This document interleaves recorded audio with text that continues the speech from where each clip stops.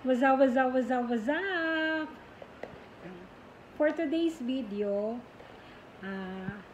nagpunta ako kanina sa pharmacy ng aking amo kasi in-schedule nila ako ng check-up ng buhok kasi sabi ko nalalagas na yung buhok ko. Hindi ko alam kung sa stress ba or dahil sa lahi namin kaya nalalagas na siya.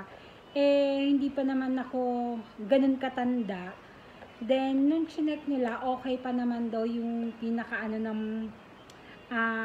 pinakadulo niya. As in, ibig sabihin, nag-grow siya, kaya lang mabagal. Then, makikita mo doon yung talagang, yung may hibla na makapal, ibig sabihin, okay siya. Then, meron din naman yung manipis na yung hibla, ibig sabihin, yun yung nalalaglag.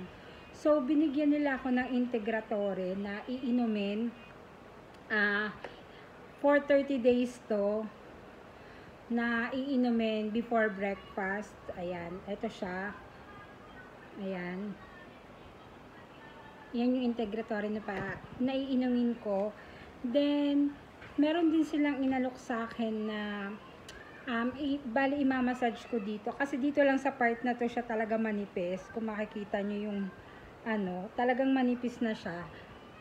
Tapos yun nga, binigyan din nila ako ng testingin ko daw muna to for 1 week. Then, saka ulit, i-check ulit yung buhok ko. So, mamaya testingin ko to. Yan, ganito itsura niya sa loob. Teka lang, pakita ko. Yan, ganun siya. Ilalagay ko siya dito sa paligid dito. Yan, tapos imamassage ko siya. As in, ganito yung pagmassage sa kanya, igaganan daw, hindi yung ganan. Parang tutuunan mo, as in ganan. So, yon after 2 months, babalik daw ulit ako doon, i-schedule ulit ako para tingnan ulit nila kung may pagbabago ba. So, tutulungan lang nila ako na hindi man laglag yung buhok ko dito sa binigay sa akin. And then, yun nga, para daw bumilis yung pag-grow ng buhok ko. Kasi mabagal nung nakita nila, nung in-screen nila kanina. So, yun lang. Tingnan natin after 2 months ulit. Kung may improvement ba, or after 5 days, kung may makikita na tayo na tumutubo dyan. Pero, nagpalit na kasi ako ng shampoo. Ang ginamit ko yung OGX na may collagen and biotin. So, kahit pa paano, may makikita kayo na tumutubo dito na maliliit.